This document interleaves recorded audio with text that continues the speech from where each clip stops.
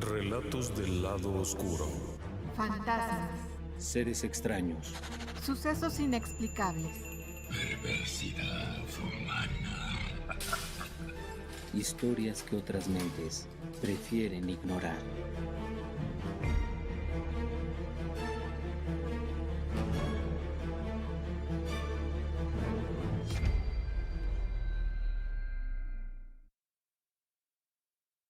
A muchas personas les gusta acudir a un bar y beber una copa, a veces más de una.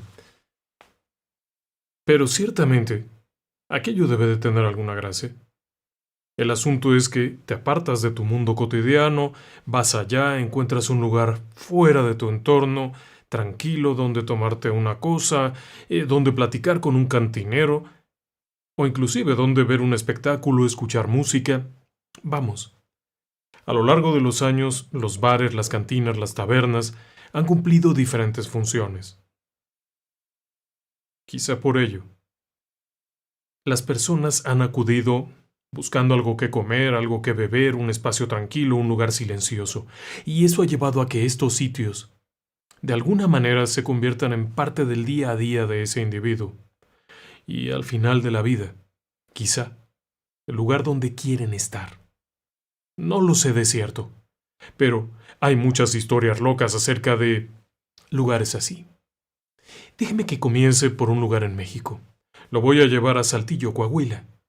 Es en la parte central, en la capital.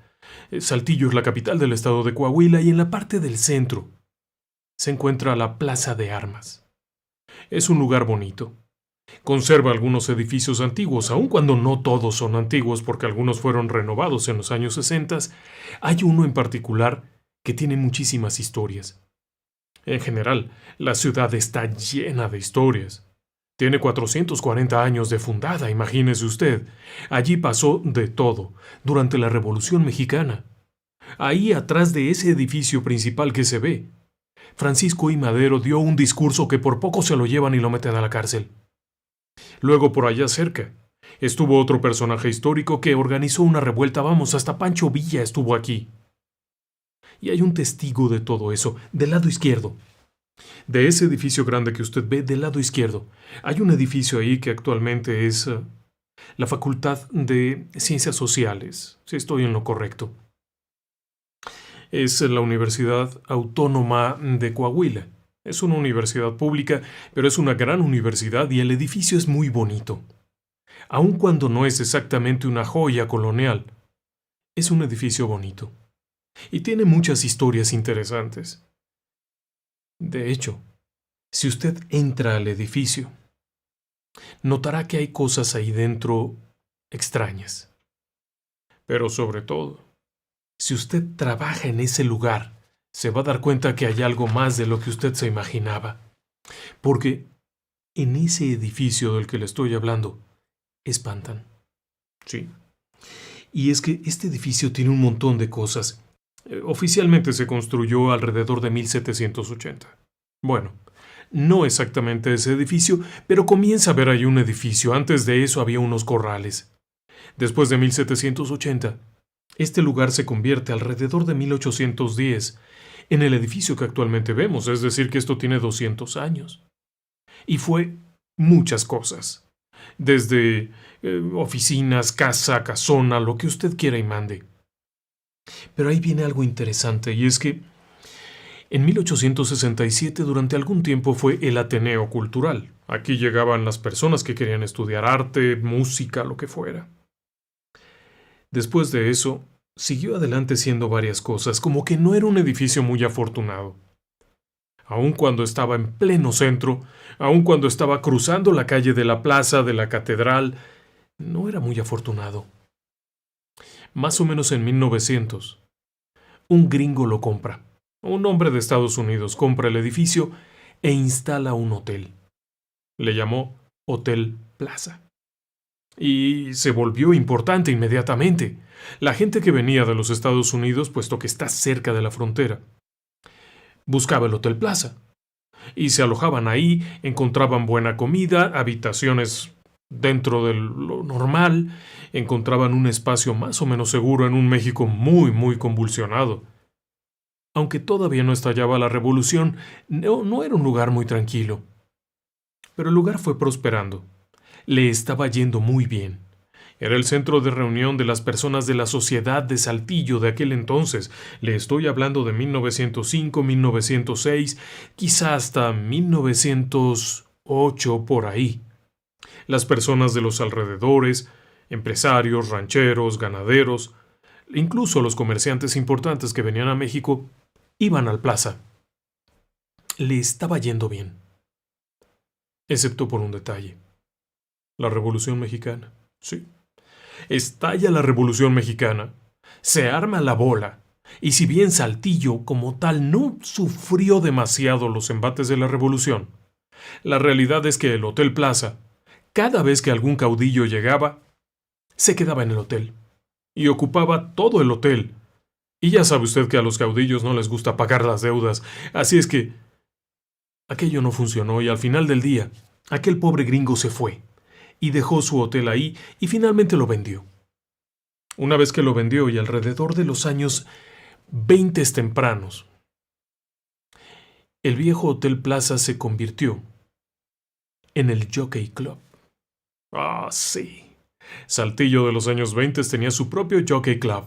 Y ahora sí, para cuando diga, en este lugar venía la crema innata de la sociedad. Y algunos eran más bien como la nata de abajo, pero llegaba toda esta gente. Y ahí la pasaban bien. Había cosas buenas en este sitio. De hecho, en este lugar, después de algún tiempo, volvería a ver otras cosas, porque, al final, ya la gente no iba al Jockey Club. Y tras algunos periplos por ahí, vamos, incluso fue casino. El casino de Saltillo es un edificio precioso, pero tuvo un incendio y se alojó aquí algún tiempo.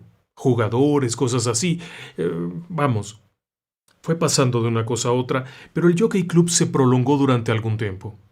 Inclusive en los años 60 todavía estaba por allí, hasta que en el 77 el edificio fue comprado por el gobierno, para convertirse en parte de las instalaciones de la Facultad de Ciencias Sociales de la Universidad Autónoma de Coahuila. Y este edificio, bueno, entre otras muchas cosas, fue oficina sindical, estuvieron alojadas ahí instalaciones de no sé quién, de no sé cuánto, oficinas, etc. ¿Y por qué le platico todo eso? ¿Qué tiene que ver esto con bares? Bien. Actualmente es una instalación perteneciente a una universidad. Hay jóvenes, hay movimiento, gente que llega a estudiar, se presentan espectáculos, hay concursos, hay partidas de ajedrez. Es un lugar muy bonito. Pero cuando cae la noche y se cierran las puertas, en este lugar las cosas se ponen muy locas. Porque el lugar tiene un fantasma. Hay quienes creen que sea un niño. Por varias razones. Principalmente porque no intenta espantar. Pareciera que esa no es su intención. Sin embargo, sí pasan cosas. Hay momentos en los que de pronto cambia la temperatura y sientes como se te hace chinita la piel. Sabes que algo va a pasar. Los guardias que se quedan ahí toda la noche generalmente son policías. Son miembros de la policía auxiliar que custodian el inmueble. Y a lo largo de la noche llegan a escuchar cosas como puertas que se abren y se cierran. Lo cual no sería tan raro si no fuera porque antes de que se vaya la última persona se recorre el edificio para ver que todo esté cerrado. Cada puerta se cierra y sin embargo, a ciertas horas de la noche, ¡pum!, se abre, se cierra.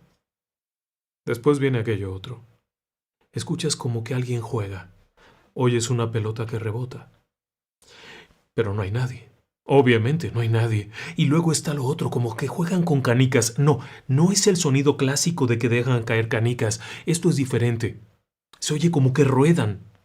Canicas, aquellas esferas de vidrio, en otros lugares les llaman diferentes, pero en México se conocen como canicas. Son un juguete clásico, de cristal o de porcelana, que se avientan con el dedo y se juega, y eso es lo que se oye.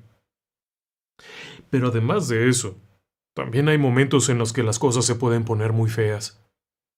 Porque sientes claramente cómo pasa junto a ti.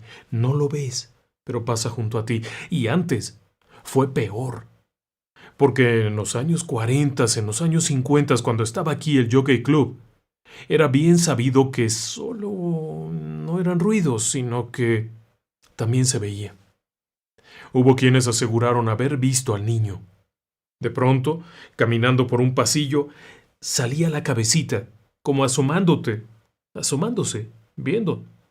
Y se veía la carita pálida, los ojos muy abiertos, el cabello enredado de un niño pequeño que se asoma y mira, y esto se fue repitiendo. Con el paso del tiempo ya no tanto verse, pero sí oírse, y las bromas, como abrirte las puertas, sí, las de la entrada.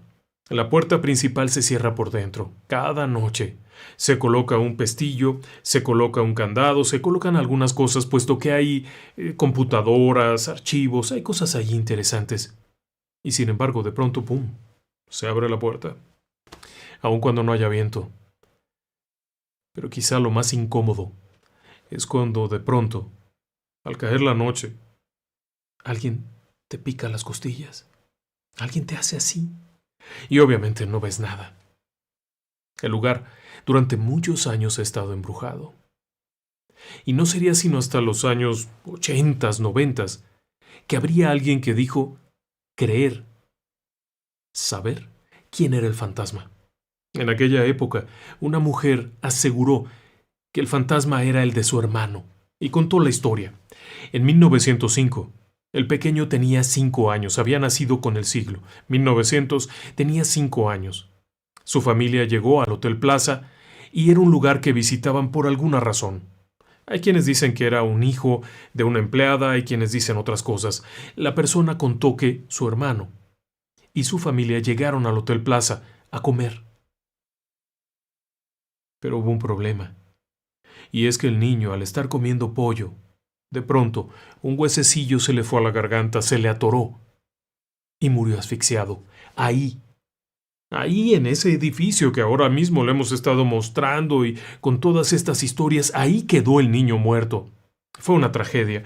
La tumba está en el Panteón de Santiago, en el cementerio de Santiago, allí mismo en Saltillo, y es una tumba que, según se cuenta, es muy bonita. Es un pedestal, y en la parte de arriba hay un niño vestido como de paje, un niño pequeño, y su nombre es Juan. De ahí que el fantasma del edificio se conozca como Juanito. Todos aquellos que han tenido una experiencia paranormal en este edificio dicen, se me apareció Juanito. O me hizo una diablura Juanito. Y sí, tiene razón, eso fue parte de la historia de este edificio. Y hasta hoy en día sigue vigente. Sigue estando por ahí dando lata y haciendo sus diabluras. Pero quiere que le diga algo. Juanito apareció en una foto. Hace pocos años, mientras se trasladaban archivos, se descubrió una fotografía que actualmente está en el archivo municipal, en la fototeca municipal de Saltillo. Y es una fotografía muy bonita. Se la voy a mostrar, es una fotografía en blanco y negro, es antigua. Mire, ahora mismo se la vamos a poner. Esta fotografía corresponde al bar del antiguo Hotel Plaza. Si usted se fija bien, es una fotografía típica de la época, probablemente sea de alrededor de 1920. Es decir, que ya pertenecía más bien al Jockey Club. El sombrero del individuo que está ahí pareciera dar esa idea, y en general, ya no es una foto tan antigua, pero todo el mundo está volteando. Si usted se fija, hay varios individuos. Por lo menos alcanzo a ver 5 hombres, un mesero y varios más que están sentados. El que está inmediatamente cerca de la cámara está jugando con un cubilete. ¿Qué tiene de especial esta foto? Fíjese bien. Arriba, después de que terminan todas las botellas, hacia el fondo de la barra, hay una especie de gabinete. Y arriba de ese gabinete hay algo que parece ser un barril. ¿Qué hay arriba? Déjeme que le ponga un acercamiento. Bien, creo que se puede observar mejor. Si se fija usted bien al centro de la fotografía y hacia arriba, hay un niño. El problema es que está en un lugar en el que no debería haber un niño. Y peor aún porque el niño se ve un poco transparente. Si usted tiene cuidado, verá que las motas del tapiz, las imágenes del tapiz, se pueden apreciar a través de lo que parece ser el brazo del niño. Y sí, hay una sombra, pero la sombra corresponde más bien al propio aparato este que está ahí. Es como un barril de cerveza o algo parecido. Pero hay un niño. Nadie sabe de quién es la foto, exactamente la fecha, ni siquiera qué hacían ahí o por qué se tomó la foto. Pero en la foto está Juanito. Y esa es una peculiaridad, porque la fotografía corresponde a un edificio embrujado en la época muy cercana a que en ese lugar murió alguien. Así que ya está. Sí, en esa época del Jockey Club, ese lugar, ese bonito edificio incluía un bar. El único detalle es que el muerto no tomaba vino, ni licores, ni cerveza. Pero aparentemente le gustaba mucho el lugar, y se entiende que la familia era una familia pudiente, por la tumba tan elegante que le hicieron. Así que, contrario a lo que se dice que era un niño pobre que se ahogó con una canica, la historia, según parece, más bien es que se ahogó con un hueso de pollo mientras disfrutaba su comida, en ese mismo lugar donde ahora espanta. ¿Qué le parece? Una fotografía interesante, ¿no cree? Y bueno, ahora déjeme que me cambie de lugar. Nos vamos a ir al otro lado del océano. Nos vamos a España, a Sevilla. Sevilla, sí, la Gran Sevilla. Es una ciudad antiquísima. Sevilla es uno de esos lugares en donde ha habido personas durante cientos y cientos de años. Hay testimonios, es decir, restos arqueológicos de la época mozárabe. Hay testimonios de la época prerrománica. Imagínese usted, este lugar ha estado ocupado por 1500 años. Y en el centro, en una de las partes del centro, hay una plaza que se conoce como Plaza de la Encarnación. Ahora mismo le pongo una foto, sí, ya sé. Tiene una obra arquitectónica muy rara. Hay quienes dicen que parece una seta, pero seta, un hongo de campo. En realidad es una obra modernista. No sé por qué razón fueron a poner algo ahí en un lugar tan clásico.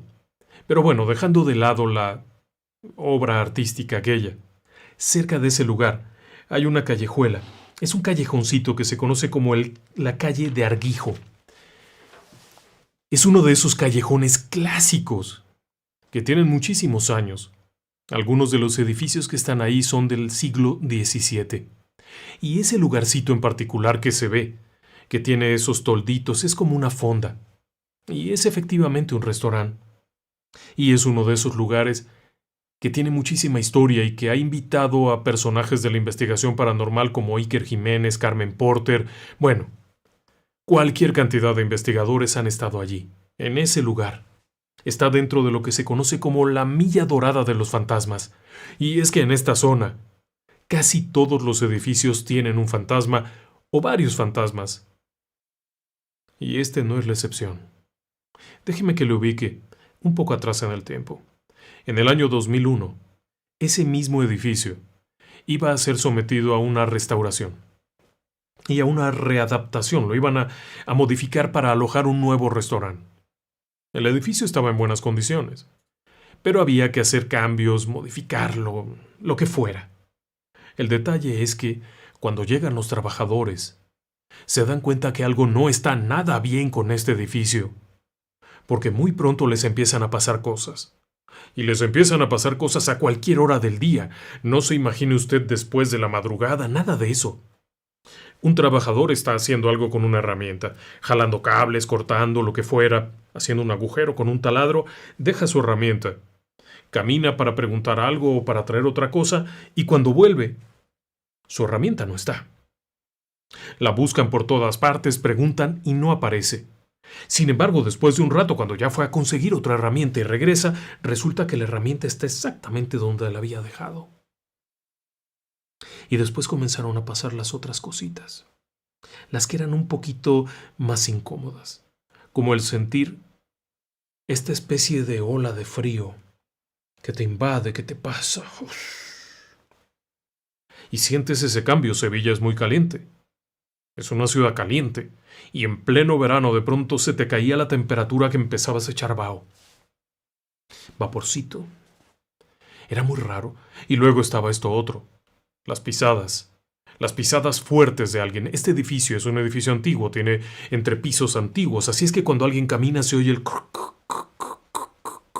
ese sonido particular de las pisadas de alguien muy grande, muy pesado, y así se oía aquí. Sin que hubiera nadie, cuando volteaban nada, pues no hay nadie. Luego les empezaron a pasar esto otro de los golpes. Pero no eran golpes fuertes, era como si alguien te estuviera tocando la ventana, la puerta, aun cuando estaba abierta, como si alguien estuviera ahí, como llamando, como pidiendo permiso. Y luego había otras cosillas, La sombra aquella que se veía pasar, pum, pum, pum, pum, pum, y desaparece. Y cosas de ese estilo, pero una que molestaba mucho era que te llamaran. Porque el sonido era raro, de pronto estabas tú haciendo algo y alguien se acercaba y te decía, ¡José! Volteabas a ver quién era, nadie. ¿Quién llama? Nada. Entonces volvías a hacer lo que estabas haciendo y José, y otra vez, y así. Se volvió una calamidad aquello, los trabajadores empezaron con los nervios, pero no solo eso. Hay un expediente policíaco, porque una noche el jefe de construcción terminan la jornada, lo último que hicieron fue poner un piso de concreto a la entrada, donde abría la puerta, renivelaron un piso y pusieron concreto fresco. El asunto está en que lo ponen ahí y este hombre cierra la puerta. Un rato después alguien le llama y le dice, ¿qué pasó? Está abierta la puerta, ¿quién está? El jefe de construcción corre a ver de qué se trata, porque él es el único que tiene la llave. Y al llegar la puerta está abierta. Y sí, de inmediato va y busca a la Policía Nacional que está por ahí cerca. Vienen un par de gendarmes, quienes dan testimonio que la puerta está abierta, pero no se ve que haya ningún daño. La puerta como tal no está rota, no está forzada, no hay nada, y aquel concreto, recién colado, aquella cosa fresca, ese piso fresco, no tiene marcas como si alguien hubiera entrado, nada. Por no dejar, ingresan al inmueble y van revisando por aquí y por allá para verificar que todo esté bien, no falta nada. Ya hay ahí algunos elementos, ya hay cosas, hay herramientas que son caras, no falta nada. Así es que, terminando eso, se hace un reporte. Y existe una constancia, un acta, en donde la policía intervino porque la puerta se abrió sola. Y es cuando también los policías se dan cuenta al entrar en aquel lugar que ahí pasan cositas. Y ya se imaginará usted qué clase de acta policíaca es aquella donde dice que se sienten cositas. Pero no era lo único. Empezaron a ocurrir otros fenómenos. Pero todo eso se hizo más grave poco después. Cuando los constructores terminaron lo suyo y se fueron, el restaurante aquel se convirtió nuevamente en un restaurante, ya había sido en otro tiempo, el restaurante Viandas. Muy bonito. El Viandas era un lugar muy visitado donde se podía pedir una copa, sentarte a tomar un café ahí, una copa, una tortilla de papas, de patatas, unas tapas, alguna cosa rica. Sentarte a platicar con los amigos allá afuerita en ese toldito fresco, rico, pero los problemas seguían. Déjeme decirle que en este lugar, los que más la pasaban mal eran los trabajadores. Los clientes ni cuenta se daban. Bueno, sí, algunos sí se daba cuenta cuando de pronto algo salía volando sin que nadie lo tocara. Pero principalmente eran los trabajadores quienes solían sentirse observados. De pronto, tenías que subir al tercer piso donde estaban los cambiadores y las cosas, y había alguien viéndote. O estabas en el segundo nivel, que había ahí un espacio como para banquetes y eso, y veías claramente como alguien bajaba la escalera, una sombra de alguien que viene bajando la escalera, pero no hay nadie que baje. Y al paso del tiempo, ya con la noche más cerradita, cuando ya no había comensales, bueno, ahí sí ya se escuchaba aquello, que vas tú caminando y alguien va caminando junto a ti. O de pronto pasaban otras cosillas, como que te cerraban la puerta y no te dejaban salir. Del baño, por ejemplo. O te cambiaban las cosas. Uno de los encargados platicaba que en cierto momento él puso un montón de manteles sobre una mesa, fue a ver otra cosa y cuando regresa ya estaban todos en el piso. Los vuelve a poner en la mesa, vuelve a ver otra cosa, cuando regresa ya están otra vez en el piso, ya los dejó ahí. Después otro va y pone todos los arreglos porque van a llegar unos comensales y en el salón hay que preparar todo. Cubiertos, vasitos, va por más cosas. Cuando regresa, todo lo que había puesto está totalmente desordenado. Y han vivido ese tipo de cosas. Y claro, aquello del famoso nombre que se repite, eso de que alguien se acerque y te diga José, o que te llame de las formas que no te imaginas. Pero además, dentro de este lugar siguen ocurriendo cosillas como que se caigan platos, como que se caigan cosas, como que se oyen voces, pero sobre todo es la sombra. Y esto no es nuevo. Y le voy a platicar por qué no es nuevo, porque este edificio del siglo XVII, 1600 y pico, ha vivido cada cosa que no se imagina. Para empezar, allá abajo había unas criptas. En una época que esto fue un convento, escuela, algo, algunas de las personas que morían ahí, bueno, pues simplemente los ponían abajo y ya. Pero luego, aquello fue cambiando. Se convirtió en alojamiento para unos chicos de un internado, y resulta que se prende una noche el internado, se incendia y mueren varios de ellos ahí. Después el tiempo va pasando y cuando estalla la guerra civil, que por cierto inicia aquí con mucho bombo en Sevilla, hubo muertos. Y uno de los muertos murió en la puerta de ese edificio. Era un sereno al que mataron ahí. Y claro, aquello siguió siendo. Se fue cambiando de cosas. Fue un tiempo un negocio de ferretería y juguetes. Luego fue una tienda de materiales y géneros textiles. En otro tiempo también fue restaurante. Hubo un tiempo en el que se convirtió en un hostal. Y en ese tiempo las cosas fueron muy raras porque le estoy hablando de los 90s. El lugar ya tenía fama de embrujado. Y resultó que aquellos que querían vivir la aventura del misterio, la aventura de lo paranormal, iban a este lugar, alquilaban una habitación, un espacio, y ahí estaba lleno de gente jugando a la ouija, con péndulos tratando de contactar con los muertos. Bueno, era una locura esto. Cuando finalmente regresa y se convierte en otra cosa, nuevamente, y así en el 2001, cuando va a establecerse ahí el restaurante Las Viandas, o Viandas, bueno, pues la pasan muy mal, al punto que algunos meseros y algunas camareras no quieren ir. Y cuentan una historia rara, porque una noche, después de que ya han terminado de dar el servicio y todo eso, en el segundo nivel van dos muchachos, dos de los empleados que tienen que recoger todo aquello, y cuando van subiendo se encuentran con un muchacho delgadito, de tez muy blanca, muy pálido, que les dice, anden, vayan, yo me encargo de recoger todo. ¿Seguro? Sí, yo me encargo de todo. Ah, bueno, ok, muy bien.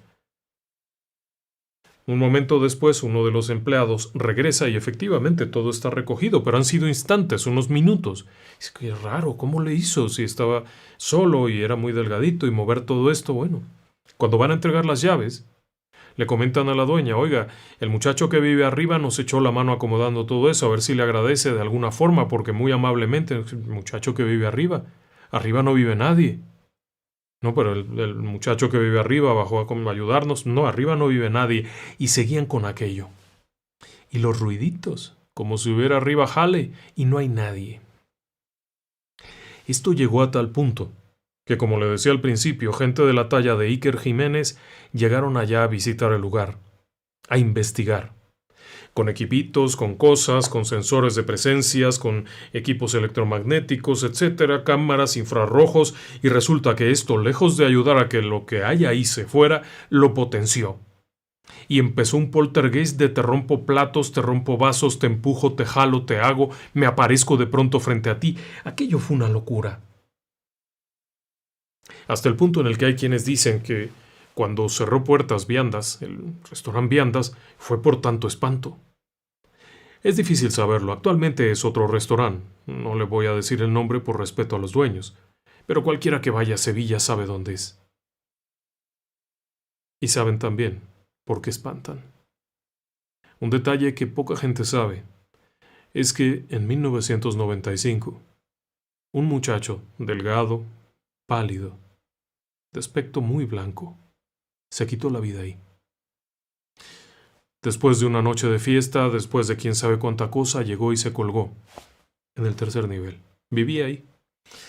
se alojaba en uno de los departamentos, era inquilino y era familiar de uno de los dueños, y se quitó la vida. Aparentemente por un problema personal, pero hay muchos que piensan que no lo fue así, que no fue por algo personal, sino que más bien, orillado por estas mismas presencias que están efectuando esto, que están afectando el edificio, lo llevaron a la muerte. Y hay quienes consideran que esa aparición constante que te habla, que te busca, es la de ese muchacho, no es perversa. Pero en el lugar puede haber una manifestación perversa, que no permite que aquellos que han muerto en el lugar sigan su camino. Esto se ha repetido muchas veces, desde Summerwind en Estados Unidos, ¿se acuerda? En donde aparentemente una presencia paranormal gravitatoria atraía a los demás y los obligaba a quedarse. El caso, por ejemplo, de Amityville podría ser ese mismo. El caso de El mundo de la música de Bobby McGee, que también tiene un antecedente parecido, podría parecerse a este. Algo no deja que aquellos que han perdido la vida ahí se vayan. Hoy en día es difícil saber si el fenómeno sigue ocurriendo, pero de que hay algo raro ahí, créame que lo hay. Finalmente es la milla dorada de los fantasmas en Sevilla. Y si le ha gustado Sevilla, ahora déjeme que me cambie de lugar. ¿Qué le parece si nos vamos a los Estados Unidos? A Illinois. Cerca de Springfield. En ese lugar, si estoy en lo correcto, en 1992 hubo un desastre. Un edificio se quemó. Era una de esas construcciones de madera clásicas de los Estados Unidos. Era un buen edificio, y en este lugar antiguamente había un club. Desafortunadamente el fuego acabó con todo, y al final del día se demostró que había sido provocado intencionalmente. El sitio era conocido como Lake Club, y tenía una historia muy padre. El lugar había sido construido en los años 20 sobre lo que había sido una granja. En esos años se convirtió en el Oh Joy Inn, la posada Oh Joy.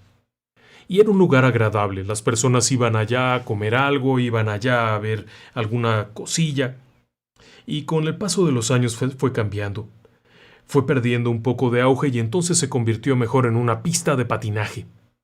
Sí, la pista de patinaje estuvo abierta hasta los años cercanos a los 30.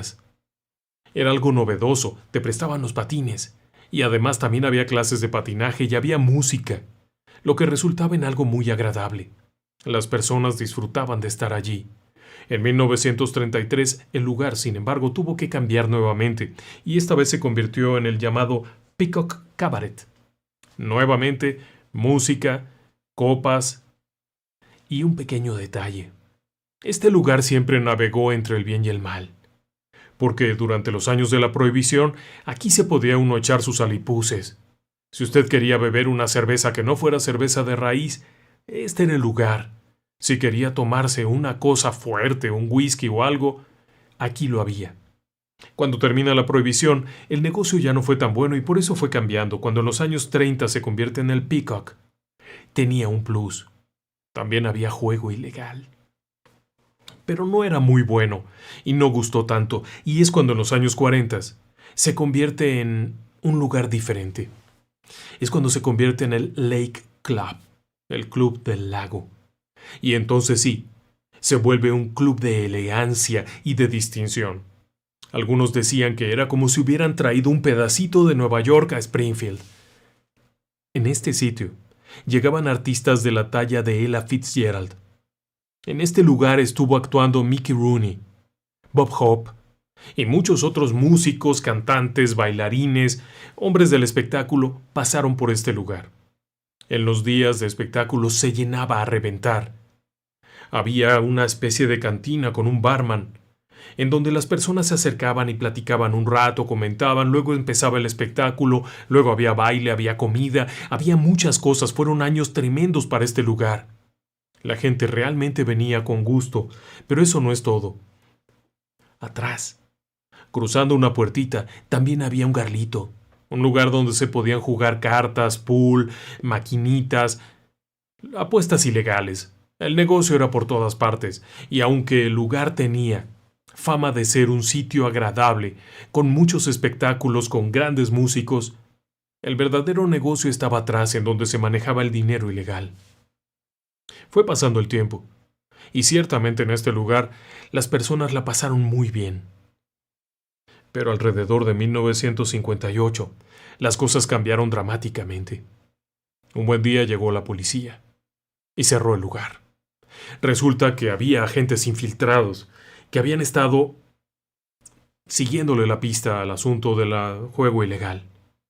Se clausuró esa parte del restaurante, se sacaron los equipos, se incautó dinero, bueno, y le crearon una pésima fama. A partir de ese momento el lugar ya no fue el mismo. Con el paso de los años fue decadente, hasta convertirse en un lugar donde iban los ebrios del pueblo, donde no había ya espectáculos, había algo de música, pero no había gran cosa. Luego, en los años 70, el lugar cambió nuevamente y ahora se convirtió en un lugar de rock. Oh, sí. De música más moderna. En los años 80 cambiaría su nombre y se convertiría en el Sober Duck, el bar del pato sobrio. Y nuevamente era un lugar de rock. Ahí sí era un lugar de rock, era una cosa muy buena. Hasta que en 1988 definitivamente se cerró. Ya no había nada que hacer, el lugar ya no era atractivo, la gran ciudad tenía otras cosas y este sitio se estaba convirtiendo únicamente en una cantina de barrio. ¿Pero por qué le platico tanto de este sitio? Porque en este lugar había un fantasma. No siempre, eso es lo curioso, no siempre hubo un fantasma. El fantasma apareció en los años 70, probablemente en el 73 o 74, y se convirtió en una verdadera pesadilla para todos, porque empezó a hacer cosas. Lo primero es que se escuchaba cómo iba y venía arriba.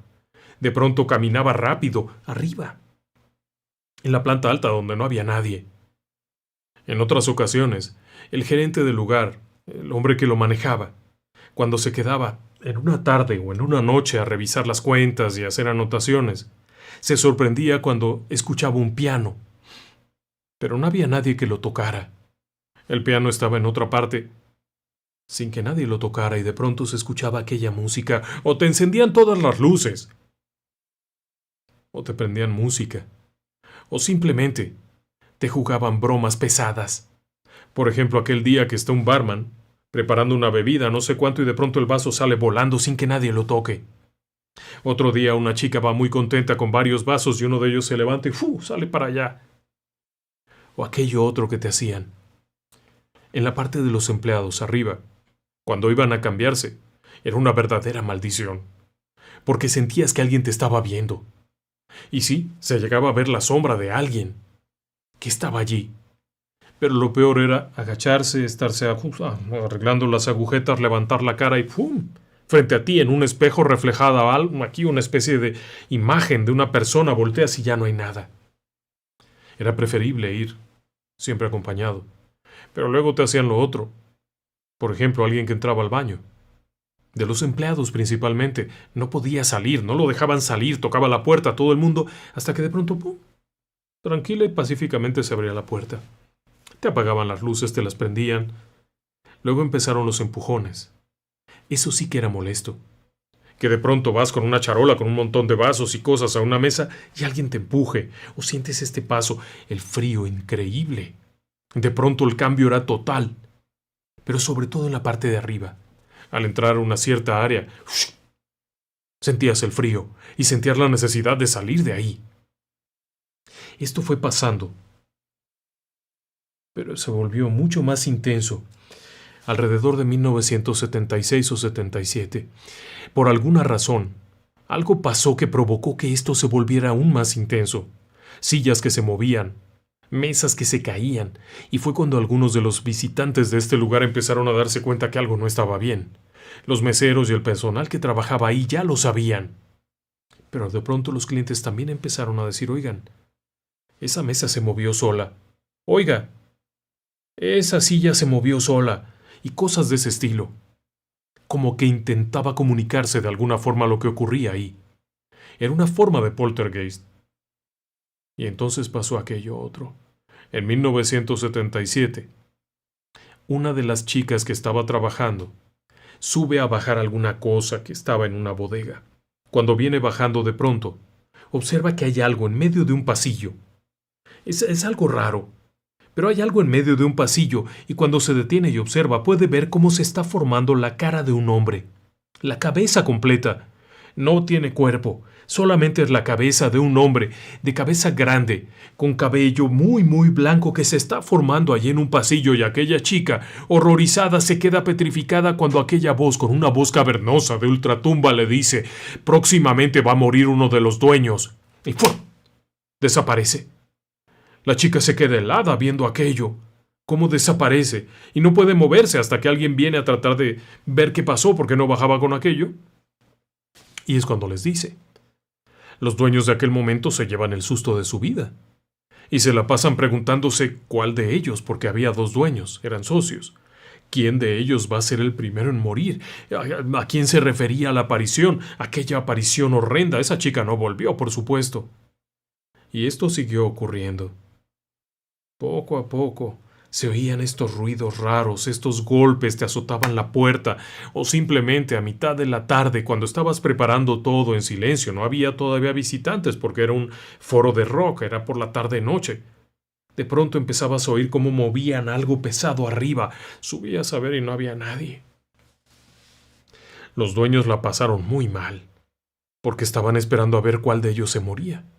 Para su buena fortuna, el que se murió fue uno de los dueños antiguos, de la época en la que era el Lake Club, uno de aquellos dueños de antes, y respiraron aliviados. Pero no estaban conformes con esto. Ninguno de ellos quería que esto se convirtiera en un show paranormal. Así como le pasó al mundo de la música de Bobby McGee, en donde hubo videos, películas, series, fueron allá, y la mitad de las veces las personas que iban ni eran clientes ni querían oír música y nada más iban para ver si veían el fantasma. Así que uno de los dueños decide algo: buscar ayuda de la iglesia. Y es que había un detalle. Sabían quién era el fantasma. Eso es lo peor de todo. Todos sabían quién era el fantasma. Lo habían reconocido. Era un antiguo empleado del lugar. En la época de gloria de este lugar, cuando era el Lake Club en los años 40, 50, había un hombre que trabajaba allí. Era un barman. Su nombre era Albert Rudolph y le conocían como Rudy. Este hombre amaba su trabajo. Podía llegar temprano, quedarse hasta la mañana siguiente atendiendo clientes. Era muy querido por los clientes que le pedían bebidas especiales. Este hombre de apellido Cranor solía prepararles cosas, platicar con ellos. Era el clásico barman, aquel que escucha al cliente, le da un consejo y al mismo tiempo está platicando con otro. Disfrutaba eso, y cuando empezaba el espectáculo de los grandes artistas, desde su posición podía ver todo. Verdaderamente amó ese trabajo. Cuando en los años 50 el bar comienza su decadencia, a Rudy no le fue muy bien. Los problemas personales se le fueron sumando. Y a pesar de que todo buen barman sabe que no debe beber, vaya, una cosa es tomar un trago de una bebida y hacer la prueba, y otra cosa es emborracharse en su propio bar, y Rudy comenzó a emborracharse. Había días en los que lo tenían que llevar a su casa totalmente perdido. Se fue yendo para abajo. Su temperamento cambió. Ya no era el hombre amable, aquel agradable que esperaba la llegada de los clientes para platicar con ellos. Se volvió arisco, serio. Se fue perdiendo. En 1974 le diagnosticaron una enfermedad terminal. No había nada que hacer. La gente que estaba en ese momento ya no era la del Lake Club. Un día Rudy llegó, silencioso como siempre. Subió. Entró a la parte de atrás, subió las escaleras y en la parte alta se metió en una habitación en donde muchas veces se quedaba en las madrugadas a dormir. Sacó un rifle que llevaba y se disparó en la cabeza. Ese fue el final de Rudy. Pero comenzaría el fantasma. Entonces sabían quién era.